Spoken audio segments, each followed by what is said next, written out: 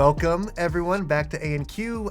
This is the place where we talk about questions that come up in the world of life and faith, because we really believe that looking at topics like this, they result in better conversations. And I don't know about you, but I love good conversations because they always lead to more questions. So let's keep the conversation going, and let's see what happens as we go on this journey together. So here's our topic for today, and I really think it's going to spur on some conversation. Is gambling a sin?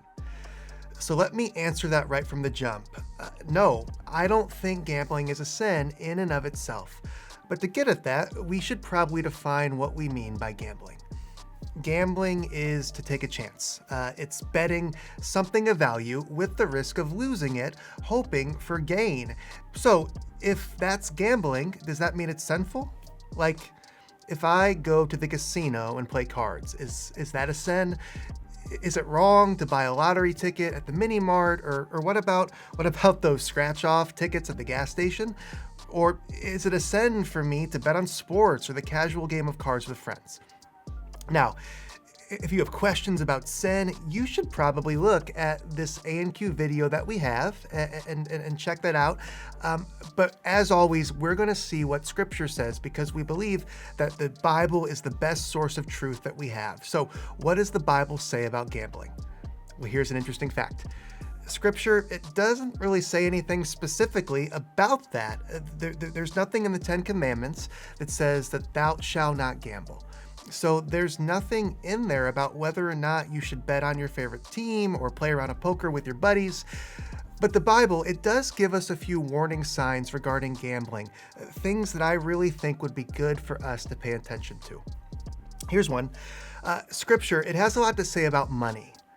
Talking to a young church leader, Paul, he says that for the love of money is a root of all kinds of evil. Some people eager for money have wandered away from the faith and, get this language, have pierced themselves with many griefs. So clearly, it looks like our heart posture towards money, it's a big deal.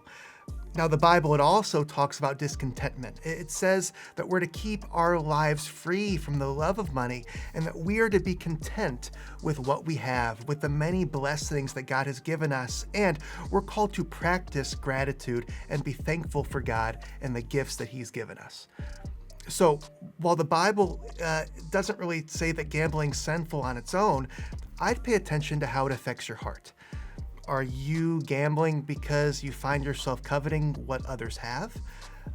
Maybe it's a jealousy thing. You're struggling with jealousy. Is gambling causing resentment in your life? Is it harming your friendships, your family? Maybe it's you. Maybe gambling, it's spiraled into an addiction that you cannot control, something that you look to for your ultimate fulfillment and worth, and now it's become an idol in your life. If any of those things are true, if the act of gambling has become an idol, then I would say yes, it has become sinful. But the good news of Christianity, the hope that we have as followers of Jesus, is that there is always grace. So if you feel like gambling has become a compulsion, something that you can no longer control, get help. Seek out a trusted friend or pastor, counselor, or mentor. Remember, Jesus calls us to go through this life together. And speaking of together, it really is a joy for us to do this together and talk through these questions and search for truth and find answers and keep learning from each other. So how about we keep doing that? Keep posting your questions in the comment sections. Check out other videos. We hope to see you next time. Subscribe to keep sticking with us, and we'll see you soon.